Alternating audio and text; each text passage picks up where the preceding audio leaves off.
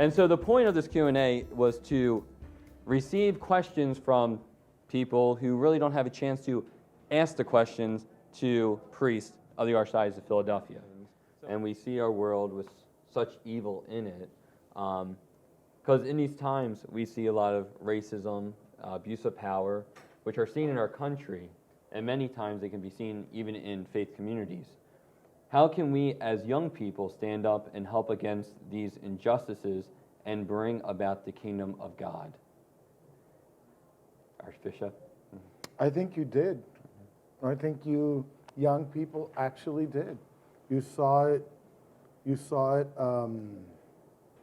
in a dramatic way during the George Floyd reaction of the country.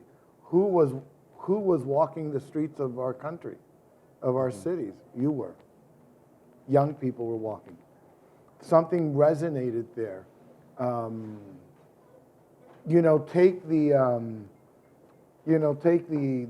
unfortunate, very few destruction of properties and the shenanigans. Take that out.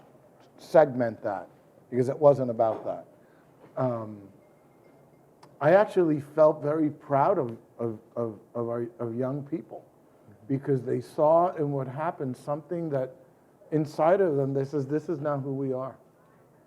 This cannot be who we are. One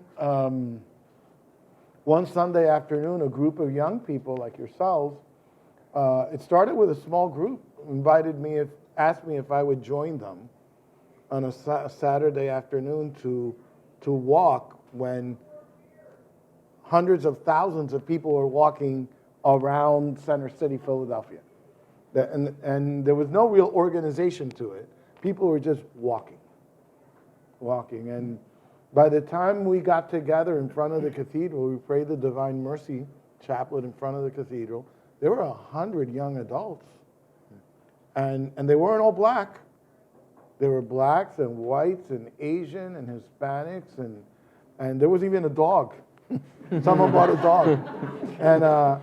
And we walked for over 3 hours in Center City. The Archbishop, the Ukrainian Archbishop, called me in the morning, Guziak, and he says, "What are you doing about all this stuff?" I said, "Well, why don't you join me?" And we walked together, actually. It was actually beautiful. It was peaceful.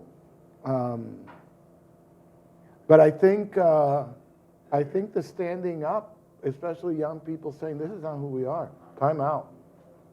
This can't be. This really cannot be. It's not who we are." I think was very prophetic in nature.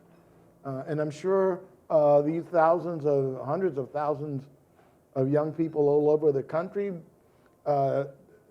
sensed that there was a justice that they needed to proclaim.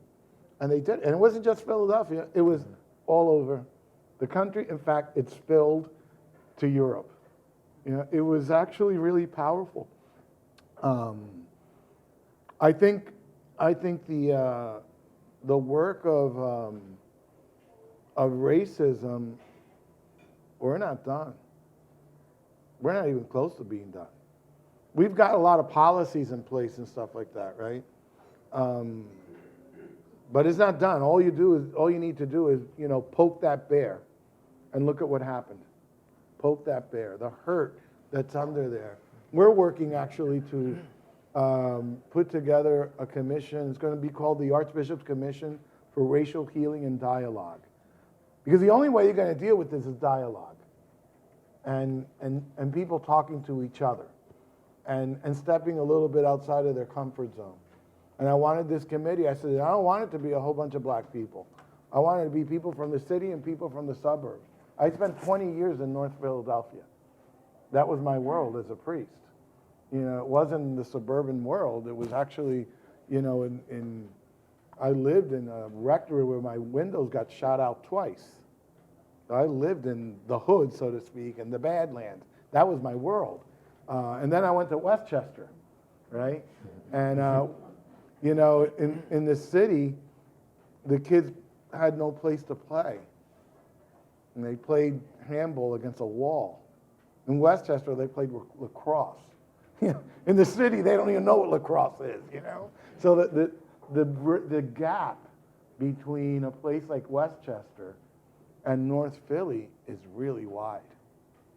And if we don't somehow bridge that gap somehow, you know, we're going. That's the way we bring people together to talk to each other. I think that's the road to racial healing, you know, and moving forward with this.